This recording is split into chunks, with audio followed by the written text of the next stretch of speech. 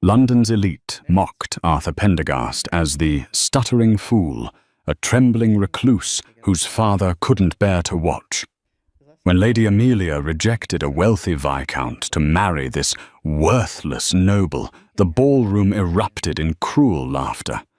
Bets were placed on her misery, predicting she threw her life away on a broken man. But the crowd was blind. Beneath Arthur's shaking exterior lay a spy master holding the empire's fate. No one expected that 6 months later, the King of England would drop to one knee, not for Amelia, but for her husband. This is the story of the man everyone underestimated.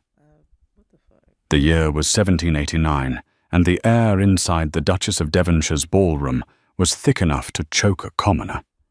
It smelled of beeswax candles, expensive French powder, and the distinct metallic tang of malicious gossip.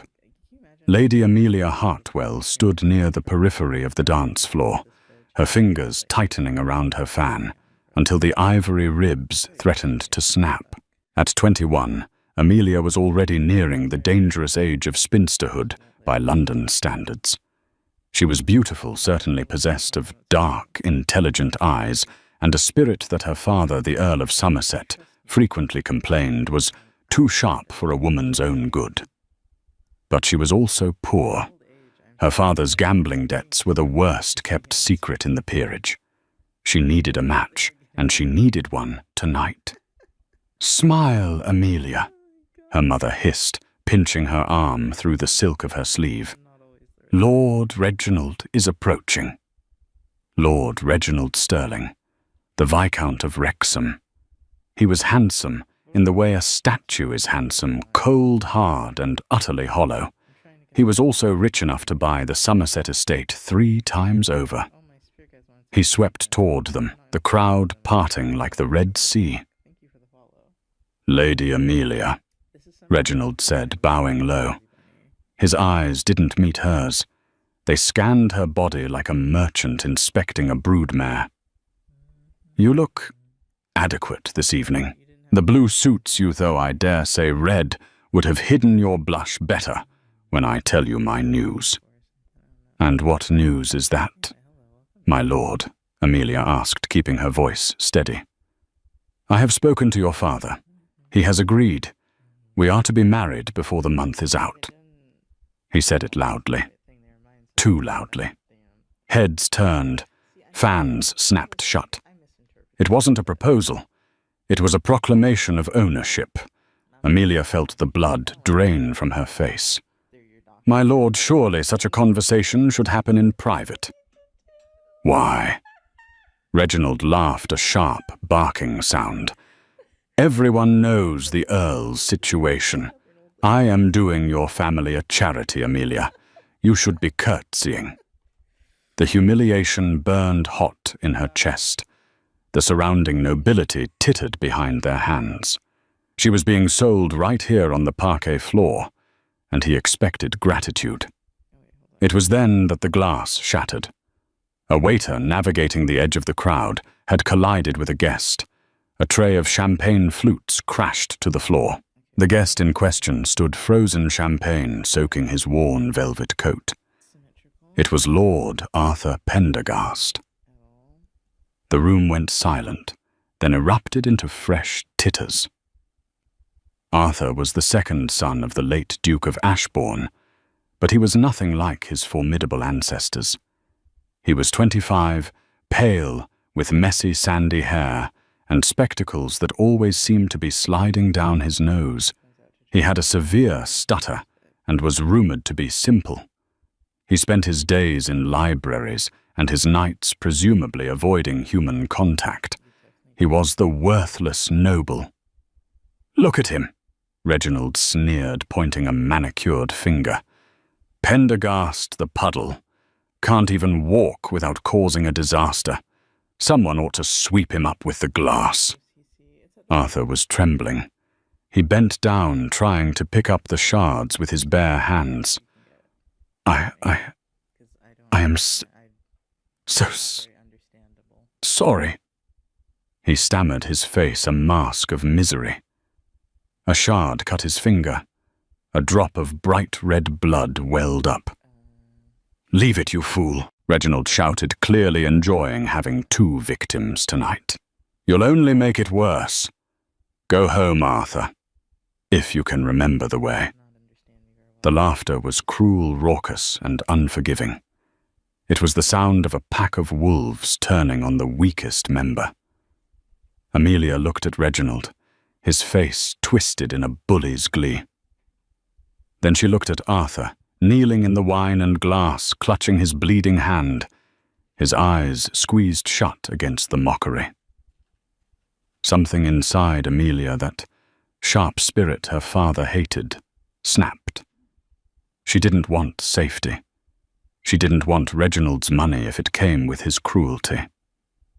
She stepped away from her mother. "Amelia, where are you going?" her mother whispered frantically. Amelia ignored her. She walked across the dance floor, her heels clicking rhythmically in the sudden silence. She stopped in front of the kneeling Arthur Pendergast. "Lord Arthur," she said, her voice ringing clear as a bell. He looked up, blinking behind his spectacles. His eyes were a surprising shade of grey, stormy and deep. Terror swam in them. "Lady Amelia." "You are bleeding," she said, softly. She took her own handkerchief, fine lace meant for flirting, not first aid, and knelt beside him. The crowd gasped. A lady did not kneel in spilled champagne. She wrapped the cloth around his finger. His hand was shaking violently, but his skin was warm. "Thank you," he whispered, the stutter gone for a brief second. Amelia stood up and offered him her hand. "Stand up, my lord." Arthur took it. He rose, towering over her. He was taller than people realized, mostly because he spent his life hunching. Amelia turned to Reginald. The Viscount looked as though he had swallowed a lemon. "You are mistaken, Lord Reginald," Amelia said, her voice carrying to the gallery. "I cannot marry you." "Excuse me." Reginald's face went purple. "Your father has sold, has agreed." "My father can agree to what he likes," Amelia said. "But I will not marry a man who finds joy in the humiliation of others. It shows a weakness of character that no amount of gold can hide." "You have no other choice," Reginald roared. "Who else would have you?" "You are a pauper's daughter." Amelia looked at Arthur. He was staring at her, as if she were a celestial being. It was a reckless, insane gambit. It was social suicide. But looking at his grey eyes, she saw kindness. And kindness, she decided, was worth more than gold. "Lord Arthur," Amelia said, turning to him, "I hear your estate in Northumberland has a magnificent library." Arthur's mouth opened and closed. It does. "And I hear you are in need of a wife to manage your household," she continued, her heart hammering against her ribs like a trapped bird. I... Arthur looked at Reginald, then at the crowd, and finally at Amelia. He seemed to straighten just an inch. "I would be honored." "Then I accept," Amelia said. The silence that followed was absolute. Reginald laughed. It was a cold, ugly sound. "Fine. Marry the idiot. Marry the stuttering duke. You'll be begging at my door within a year, Amelia. You'll be starving in a cold castle with a husband who can't even string a sentence together." He stormed out. Amelia's mother fainted. Her father, the Earl, was already reaching for a drink. But Amelia didn't let go of Arthur's hand. He squeezed her fingers, gently terrified, but holding on as if she were the only anchor in a storm. Did you mean it?" Arthur whispered to her, as the music hesitantly started up again. Amelia looked up at him.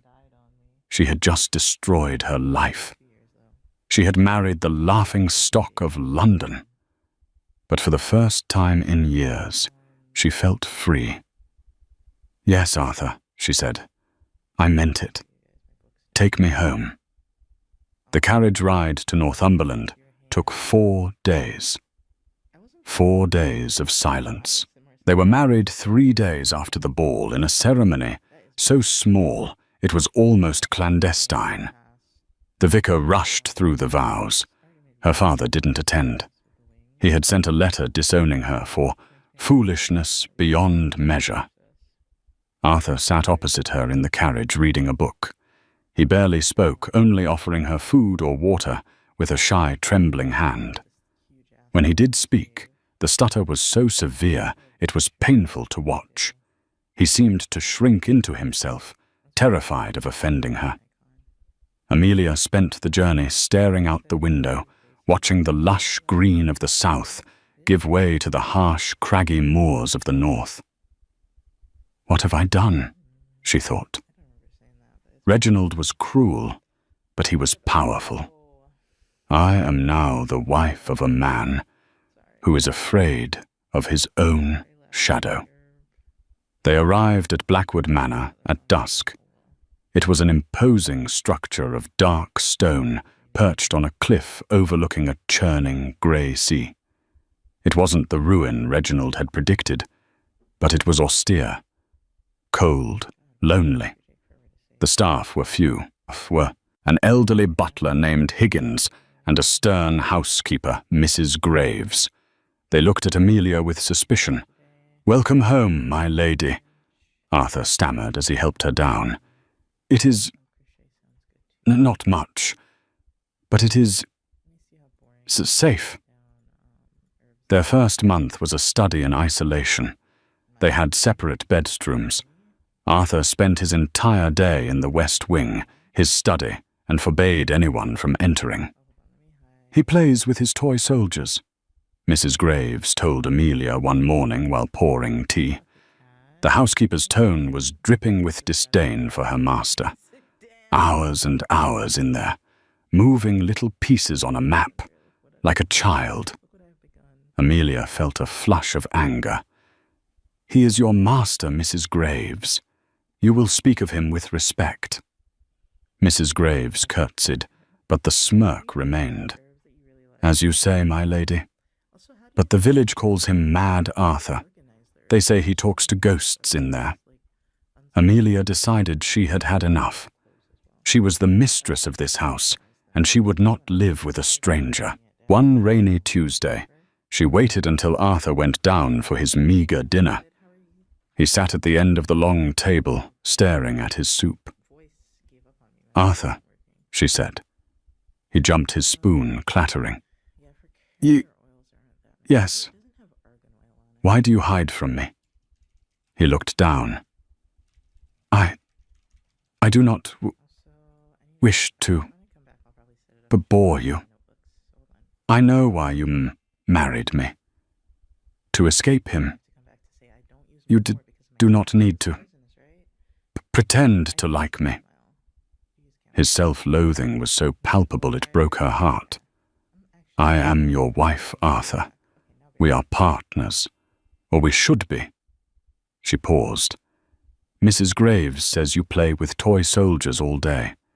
Is that true?" Arthur went rigid. His eyes darted to the door, checking if the servants were listening. For a second, the stutter vanished. "Is that what she says?" "Yes." He sighed, his shoulders slumping. "Let them think it. It is better that way." "Better why?" "Because," he said, standing up, "if I am a fool, no one will watches me." He left the table before she could ask more. But Amelia was observant. She noticed things. She noticed that riders came to the house late at night, men in dark cloaks on fast horses. They never stayed long, and they never came to the front door. They went straight to the side entrance of the west wing. She noticed that despite the poverty of the estate, the candles Arthur burned in his study were of the highest quality, wax-smokeless expensive. She noticed that the toy soldiers Mrs. Graves mentioned were never left out. The turning point came 2 months into their marriage. Amelia was in the garden pruning roses when a carriage arrived. It bore the royal crest. Her heart stopped. Had the king come? But it wasn't the king. It was a man in a red military uniform, flanked by guards. He looked important. He looked angry. He stormed past Higgins. "Where is Pendergast? Where is the little coward?" Amelia dropped her shears and ran inside. She found the military man in the hallway, looming over Arthur. Arthur was cowering against the wall, shaking, clutching a book to his chest. I don't know what you mean, General." Arthur was stammering. "Don't lie to me, you wretch." The general grabbed Arthur by the collar. "The intelligence report, sir. They came through this sector. You must have seen the courier. I only read books," Arthur wailed. Please don't hurt me." Amelia rushed forward. "Unhand him." The general turned, sneering. "Ah, the new wife, the one who married the village idiot." He shoved Arthur away. Arthur stumbled and fell. "This is my house," Amelia said, her voice shaking with rage. "Get out!" "I am General Sir Thomas Gage," the man spat. "And your husband is suspected of harboring French sympathizers. He's too stupid to be a spy, but he's incompetent enough to let them pass." He looked at Arthur with disgust. "Look at him. A disgrace to the peerage. If I find you've been negligent, Pendergast, I'll have you hanged for treason." The general marched out. Amelia ran to Arthur. He was on the floor, breathing hard. "Arthur, are you all right?" She reached for him. He looked up. And then something happened that chilled her to the bone. The fear in his eyes. It evaporated. Instantly. He adjusted his spectacles. He stood up, not clumsily, but with the fluid grace of a cat. He brushed the dust off his coat. He looked at the door where the general had exited, and his expression was not one of a terrified fool. It was a look of cold, calculating, predatory intelligence. "Arthur," she whispered. He turned to her. He raised a finger to his lips. "Higgins," Arthur said.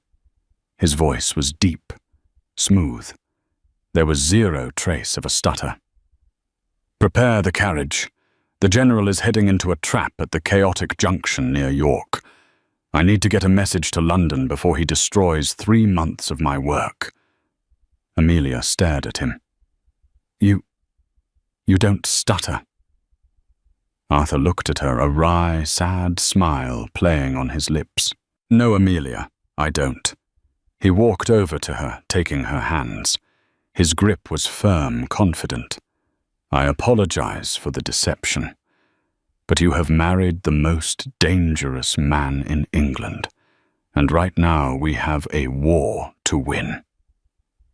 The silence in the hallway following Arthur's revelation was heavier than the stones of Blackwood Manor. Amelia stared at the man she had married. The stoop in his shoulders was gone. The spectacles, which always seemed on the verge of sliding off, sat firmly on the bridge of a nose that suddenly looked patrician and sharp.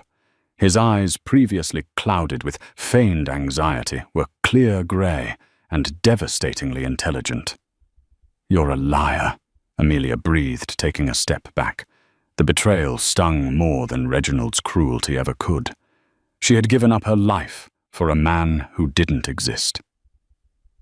"I am a patriot, Amelia," Arthur said, his voice a low, resonant baritone that sent a shiver down her spine. "Lying is merely the tool of my trade." He glanced at the grandfather clock, ticking loudly in the corner. "I do not have time to explain everything. General Gage is a blundering fool who is about to lead a regiment into a Jacobin ambush near York. I have to send a rider to divert them." "You're not going anywhere until you tell me who you are," Amelia asserted, blocking his path. "I gave up everything for the stuttering Duke. I deserve to know the man who took his place." Arthur looked at her. Really looked at her, assessing her as if she were a complex cipher. He saw the rigid spine, the determined jaw. "Very well," he said abruptly. "Follow me." He led her rapidly down the corridor toward the forbidden west wing. He produced a complex iron key from an inner pocket, unlocked the heavy oak door, and ushered her inside. Amelia gasped. It was a library, yes, but it was also a war room. The scent of stale tobacco and sealing wax hung heavy in the air. The toy soldiers Mrs. Graves scoffed at were indeed laid out on an enormous table. But they were arranged on a sprawling, incredibly detailed map of northern France and the English Channel. Wooden markers denoted troop movements, supply lines and naval blockades. Stacks of papers covered every surface letters, written in varying hands. Some burned at the edges, others covered in numerical codes. "This..." Amelia walked to the table, her fingers hovering over a marker placed near Calais. "This isn't a game." "No," Arthur said, closing the door and locking it from the inside. He walked to a desk and began furiously writing in code.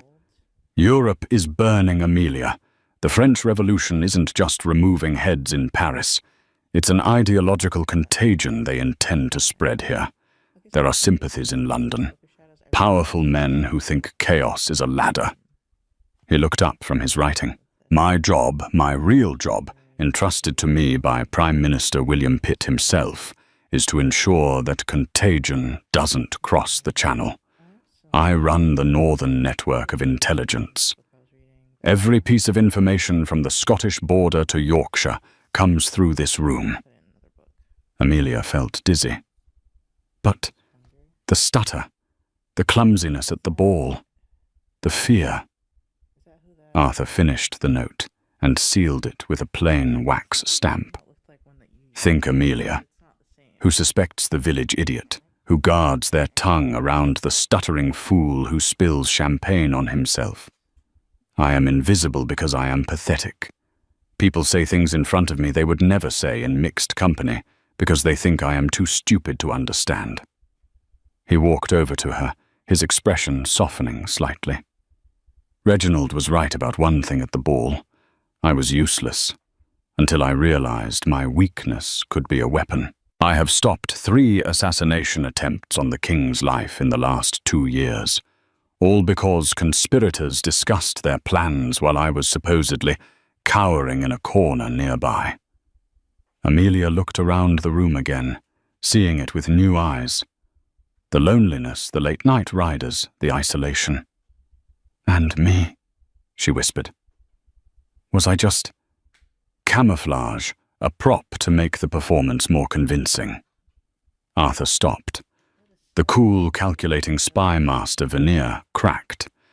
He reached out, almost touching her cheek, then pulled back.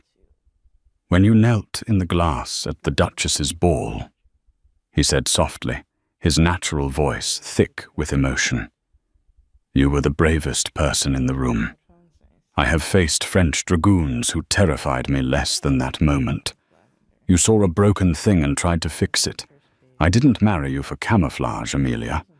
I married you because for 5 minutes you made me wish I wasn't just a ghost in my own life." He looked away, jaw tight. "But I am a ghost, and I have put you in terrible danger by bringing you here. Gage's arrival means the French know this location is active. They don't know it's me, but they know someone at Blackwood is funneling information." He went to a hidden panel in the bookshelf and pulled out a small, deadly-looking flintlock pistol.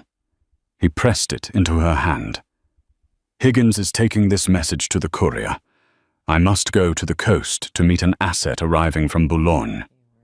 You stay in your room. Lock the door. If anyone other than me or Higgins tries to enter, use this." Before she could process the weight of the cold metal in her hand, the stuttering Duke was gone, vanishing into the night, leaving Amelia alone in the center of his secret world. Arthur was gone for 3 days. Amelia didn't stay in her room. She spent the time in the West Wing. She didn't understand the codes, but she understood people. She read the reports that weren't ciphered descriptions of informants, psychological profiles of French generals, analysis of court gossip. She realized that Arthur, for all his brilliance with data, struggled with the emotional nuances of his assets. He treated them like chess pieces. Amelia, having navigated the treacherous waters of London society, knew that people were messier than that. She began making notes in the margins of his reports. This informant is lying. He emphasizes his loyalty too much. This general isn't bold. He's desperate for money. Bribe him instead of fighting him. When Arthur returned late on the 3rd night, soaked to the bone and smelling of sea salt, he went straight to the map room. He stopped when he saw her annotations. He read them in silence for 10 minutes.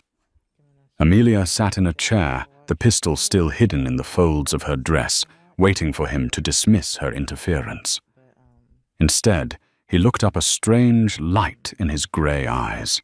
"You think the informant in York is a double agent? He's too perfect," Amelia said, standing. "Nobody gets that lucky 3 times in a row without the enemy letting them win." Arthur stared at the map. "If you're right, General Gage is walking into an even bigger trap than I thought." He looked at her, a slow smile spreading across his face. A genuine smile, one she hadn't seen before. "My God, Amelia, you have a vicious mind. Pitt would love you." That night, the dynamic of Blackwood Manor shifted irrevocably. They were no longer master and ignored wife. They were partners. Arthur taught her the ciphers. He taught her how to spot a tail in a crowded market, how to slip a message into a handshake, how to read the tension in a man's jaw. Amelia, in turn, taught Arthur how to read the room, how to use charm instead of just silence to deflect attention. They worked late into the nights, the candlelight flickering over maps and coded dispatches. A strange, potent intimacy grew between them in that war room. It wasn't the romance of poets. It was forged in adrenaline and shared secrets. 6 months passed. The war in Europe grew hotter, and the shadows around Blackwood grew darker. Then the past came knocking. It was a crisp November afternoon. Amelia and Arthur were in the drawing room, Arthur practicing his stutter for an upcoming trip to London, when Higgins announced a visitor. "Lord Reginald Sterling, Viscount Wrexham." Amelia froze. Arthur's spine stiffened, and instantly his shoulders hunched. The intelligent grey eyes went vacant and watery behind his spectacles. Reginald." Arthur stammered, his voice rising to a pathetic squeak. What a surprise." Reginald swaggered in. He hadn't changed, though. Perhaps he looked a little more careworn, a little more desperate around the eyes. Well, well," Reginald boomed, ignoring Arthur and eyeing the slightly threadbare curtains. "Still living in squalor, I see. And Lady Amelia, you look tired." "Lord Wrexham," Amelia said coldly. "To what do we owe this intrusion?" "Intrusion. I'm merely checking on old friends. I was in the area on business investing in some northern shipping concerns, and thought I'd see if you'd come to your senses yet." He laughed. "I thought perhaps you'd be ready to leave Pendergast the Puddle and return to civilization." Arthur cowered behind a chair. "Please, Reginald, don't be cruel." "Shut up, Arthur," Reginald sneered. Amelia's blood boiled, but she caught Arthur's eye. A microscopic tighten of his lid. "Play the part." "My husband is unwell." "My lord," Amelia said, forcing a tremor into her voice. "Please, if you have business, state it." Reginald poured himself a brandy without asking. As he drank, Amelia noticed something. He kept tapping his breast pocket. It was a nervous tick. A tell. He was carrying something he was afraid to lose. "Actually," Reginald said, putting the glass down, "I do have a proposition. Not for the idiot, but for you, Amelia. My business partners, they value discretion. We need a safe harbor for some of our ships. Blackwood's Cove is secluded. If you can convince your husband to sign over usage rights, there would be a substantial amount of gold in it for you. Enough to buy some decent dresses at least."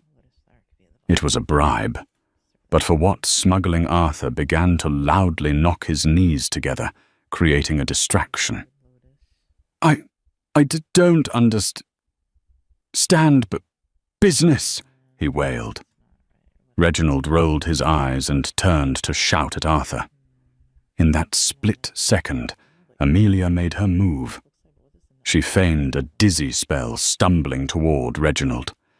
As he instinctively reached out to steady her, her hand slipped into his breast pocket with the lightness of a pickpocket she had read about in Arthur's files. She came away with a folded parchment. "Oh dear, I am faint," she gasped, clutching the paper tightly against her palm, hidden by her handkerchief. "Pathetic," Reginald muttered, pushing her away. "Think on my offer, Amelia. Gold or a lifetime nursing this imbecile." He stormed out, leaving the scent of expensive brandy and cheap ambition behind. The moment the front door closed, Arthur straightened up. The fear vanished. "Did you get it?" he asked, his voice like steel. Amelia held up the parchment. Her hands were shaking, not from fear, but from exhilaration. Arthur took it to the window. He unfolded it. It was written in French. His face went pale. "My God." "What is it?" Amelia asked, moving to his side. "It's not a shipping manifest," Arthur said grimly. "It's a letter of introduction from a Jacobin tribunal in Paris, addressed to a cell operating in London." He looked at Amelia, his eyes hard. "Reginald isn't just a bully, Amelia. He's a traitor to the crown, and he just led us right to the heart of the conspiracy." The return of Lord and Lady Arthur Pendergast to London was met with precisely the reception Arthur had calculated. Indifference mixed with mockery. They took up residence in the dilapidated Pendergast townhouse in Mayfair, a dusty relic that hadn't seen a proper dusting in a decade. London in 1790 was a powder keg. News from France was bloody. Aristocrats were fleeing across the Channel, bringing tales of the guillotine. Paranoia gripped the English court, yet the parties continued louder and more frantic than ever, as if to drown out the sound of the approaching storm. "You look terrified," Arthur whispered to Amelia, as they stood before the gilded doors of Lord Harrington's winter masquerade. He was back in character, shoulders slumped, eyes darting nervously, hands fidgeting with his cravat. "I am terrified," Amelia murmured behind her fan. "Reginald will be here, and the men from the letter." "Good," Arthur said, a flash of steel in his grey eyes, visible only to her. "We need them all in one room. Remember the signal. If I touch my left lapel, you get out. You run, Amelia. You don't look back." "I am not leaving you," she hissed. "Amelia." "Announcing Lord and Lady Arthur Pendergast." The doorman bellowed, his tone bordering on sarcastic. They stepped into the ballroom. 100 masked faces turned. The whispers started immediately. "The stuttering Duke is back. Look at his poor wife. Did you hear he lost half his fortune on a bad crop investment? Reginald Sterling found them within minutes. He was dressed as a Roman emperor, a costume that suited his arrogance perfectly. He was unmasked, holding a goblet of wine, surrounded by sycophants." "Arthur!" Reginald shouted, striding over. "I didn't think you'd have the courage to show your face. Or perhaps you've come to sign those papers for the cove." Arthur shrank back, nearly knocking over a plant. I just wanted to see them." "Music," he stammered, clutching Amelia's arm as if it were a life raft. Reginald laughed, patting Arthur's cheek with insulting familiarity. "Still the coward. Enjoy the music, Arthur. It might be the last tune you hear before the debt collectors take your boots." He leaned in close to Amelia, his breath hot and wine-soured. "Midnight, Amelia. The library. Bring the signature, or I tell the creditors where your father is hiding in Bath." He strutted away. "He's going to the library at midnight," Amelia whispered. "Is that the meeting?" "No." Arthur said, his voice barely audible. "That's a distraction. He wants to keep you occupied. The real meeting is happening now. Look at the balcony." Amelia shifted her gaze. Up on the mezzanine, shadowed by heavy velvet drapes, 3 men were standing. They weren't watching the dancers. They were watching the royal box, where King George III was scheduled to arrive in less than an hour. One of the men was General Gage, the man who had raided their home months ago. The other 2 were French dignitaries. "Gage is the inside man," Arthur murmured. "He's going to lower the security detail when the king arrives. They aren't going to kill the king with a knife, Amelia. They're going to blow up the royal box." Amelia felt her knees go weak. "How do you know?" "Because," Arthur said, checking his pocket watch, "I smelled gunpowder on Gage's uniform when he passed us at the door. And the orchestra." "Listen." Amelia listened. The music was Haydn, but the tempo was wrong. It was erratic. "It's a countdown," Arthur said. "They are timing the explosion to the crescendo. I have to get to the rafters." "You can't go up there alone," Amelia said. "Gage has guards everywhere." "I have to try. You stay here. Keep Reginald talking. If he suspects I'm gone, he'll alert Gage." Arthur squeezed her hand, a brief, desperate pressure, and then melted into the crowd. One moment, he was the clumsy fool, the next. He was a shadow, slipping behind a pillar and vanishing. Amelia was left alone in the swirl of silk and secrets. She scanned the room. Reginald was watching her from across the floor, a smug grin on his face. She had to play her part. She had to be the desperate, broken wife. She walked toward Reginald, forcing her hands to tremble. "Lord Reginald," she said, her voice breathy. "Amelia," he purred. "Come to your senses. I cannot bear it any more," she lied, tears pricking her eyes. "He is unbearable. The stuttering, the clumsiness. I want a real man." Reginald's ego inflated visibly. He took her arm. "I told you, didn't I? Come, let us drink to your liberation." He led her toward the bar, away from the stairs Arthur had used. It was working. But as they walked, Amelia saw something that made her blood freeze. A waiter was moving toward the royal box, carrying a massive floral arrangement. The flowers were Lily's funereal flowers, and hidden deep within the foliage, she saw the glint of a fuse. The bomb wasn't in the rafters. It was being walked right to the king's seat. Arthur was heading to the wrong place. Amelia looked at the balcony. Arthur was nowhere to be seen. She looked at the royal box. The king had just entered, waving to the crowd. The music was swelling, building toward the crescendo. She couldn't signal Arthur. She couldn't scream without causing a panic that might trigger the device early. She turned to Reginald. "Reginald, dance with me."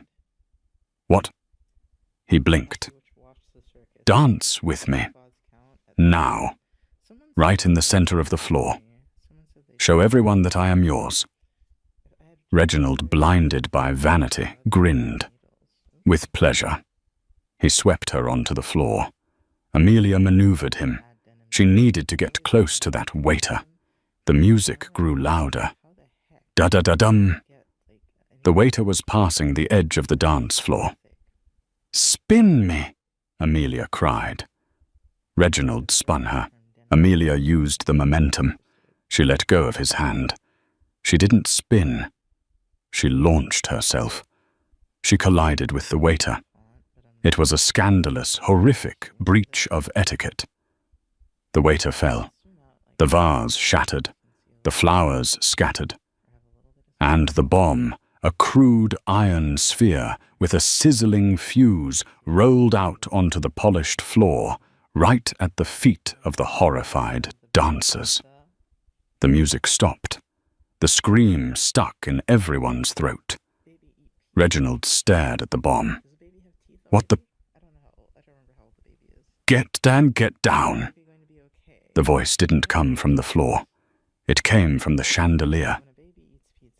Arthur Pendergast swung down from the rafters on a velvet rope, a pistol in each hand. He landed in a crouch between the crowd and the bomb. He didn't stutter. He didn't shake.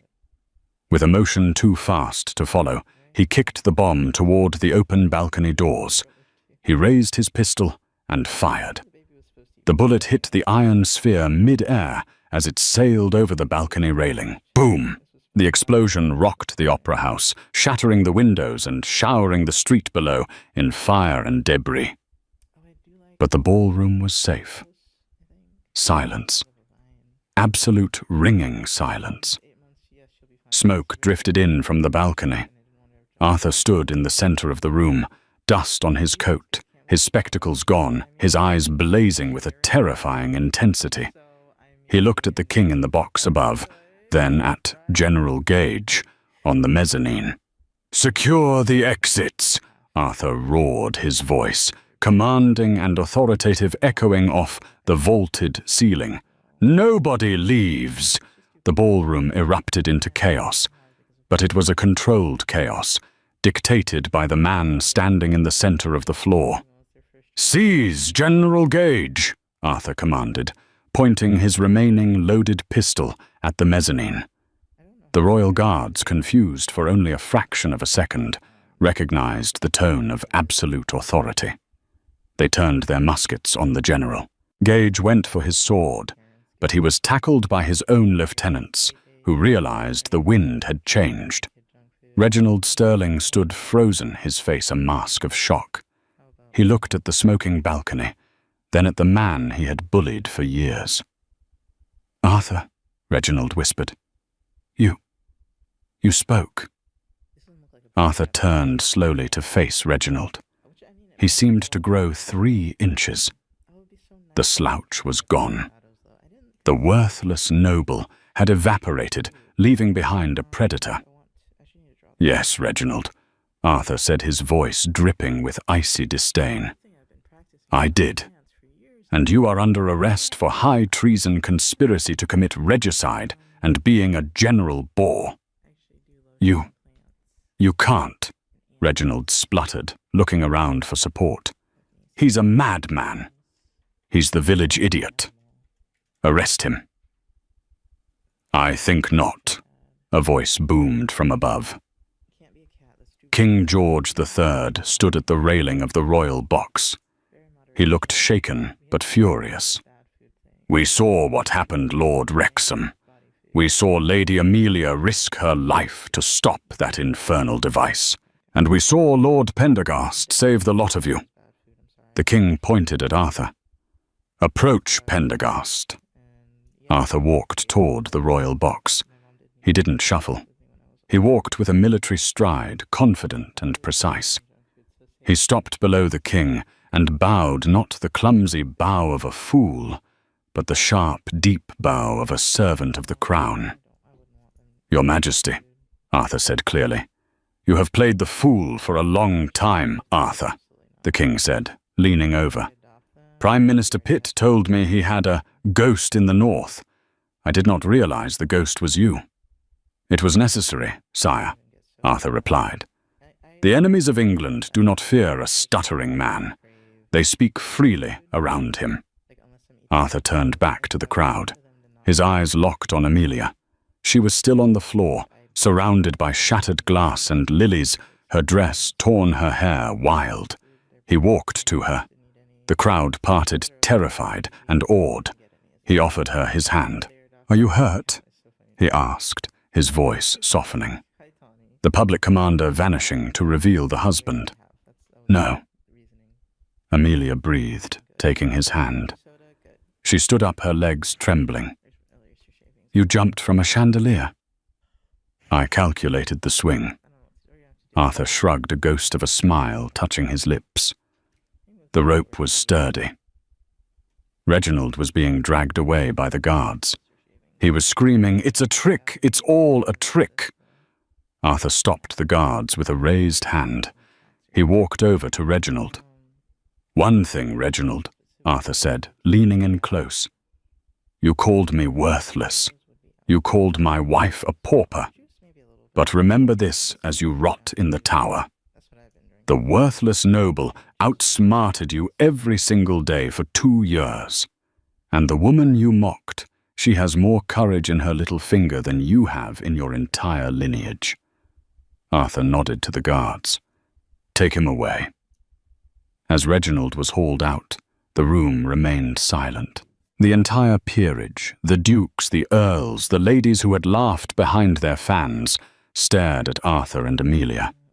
They realized with dawning horror how wrong they had been.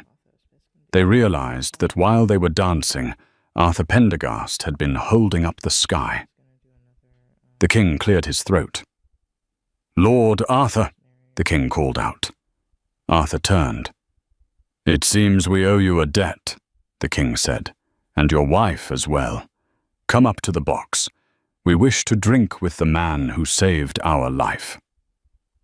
And then the King of England did the unthinkable. As Arthur and Amelia ascended the stairs to the royal box, the king stood up and bowed his head to them. The entire room gasped. Then slowly, one by one, the nobles followed suit. The Duchess of Devonshire curtsied low. The earls bowed. The laughter that had haunted Arthur for years was replaced by a silence of profound respect. Arthur didn't look at them. He only looked at Amelia. "Shall we, my lady?" he asked, offering his arm. Amelia smiled, a true, radiant smile. "We shall, my lord." The sunrise that followed the winter masquerade did not just bring a new day. It brought a new era for London society. The scandal was not merely a ripple, it was a tidal wave that washed away the old hierarchies. The morning papers, usually filled with frivolous gossip about hemlines and tea parties, carried headlines that shook the foundations of the peerage. "The savior in the shadows," one read. "The hero of the masquerade," proclaimed another. The trial of Lord Reginald Sterling and General Sir Thomas Gage was the most attended event of the decade. It was swift, brutal, and necessary. When the contents of Reginald's black book, the ledger Amelia had so deftly lifted from his pocket, were read aloud in court, the gasps from the gallery sucked the air from the room. It revealed a rot deep within the aristocracy, a network of 20 high-ranking conspirators willing to sell their king for French gold. Amelia sat in the gallery, her hand resting firmly in Arthur's. She watched the man who had once treated her as a commodity, the man who had laughed at her husband's clumsiness, stand trembling in the dock. Reginald looked small now, stripped of his arrogance and his entourage. When their eyes met across the crowded courtroom, he didn't sneer. He looked away, broken by the realization that the worthless couple had outmaneuvered him at every turn. Justice was served on a grey Tuesday morning, and with the fall of the conspirators, the laughter that had haunted Arthur Pendergast for 25 years was finally permanently silenced. However, the true transformation did not happen in the courtrooms of London, but in the rugged hills of Northumberland. When the Pendergast carriage finally returned to Blackwood Manor, the reception was unrecognizable from their arrival nearly a year prior.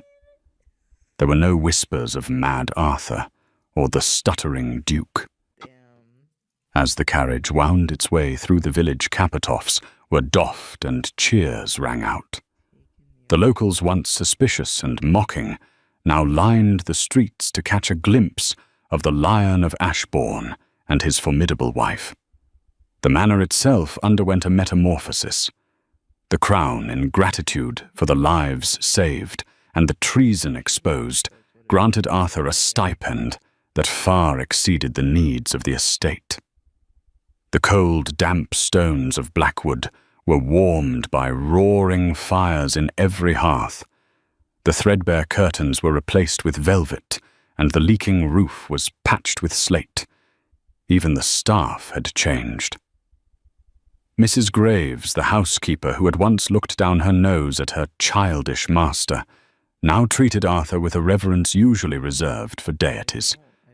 The first time Arthur walked into the dining room after their return, walking tall, speaking clearly, and demanding the finest wine, Mrs. Graves had dropped a tureen of soup in sheer shock. She spent the rest of her days fiercely guarding the West Wing, telling anyone who would listen that she had known all along that the master was a genius working in secret. Yet despite the public acclaim and the restoration of their fortune, Arthur and Amelia did not retire into a life of idle luxury. They had tasted the thrill of the game, and they found that a quiet life of tea and crumpets held little appeal for a couple forged in fire. Arthur officially retired from intelligence work, issuing a public statement that he wished to focus on animal husbandry and the management of his tenants. It was a lie, of course, a beautiful, perfectly crafted lie. The late-night riders continued to come. The dark shapes moving through the mist of the moors were no longer viewed with suspicion by the staff, but with silent understanding. Higgins, the loyal butler, ensured that there was always hot coffee and fresh horses ready at the side entrance. The map room in the West Wing remained the beating heart of the North's defense, though now it was a room of shared command. Amelia no longer needed to hide her sharp mind. She sat across from Arthur, debating strategy decoding ciphers and managing the network of spies that stretched from York to the Scottish Highlands.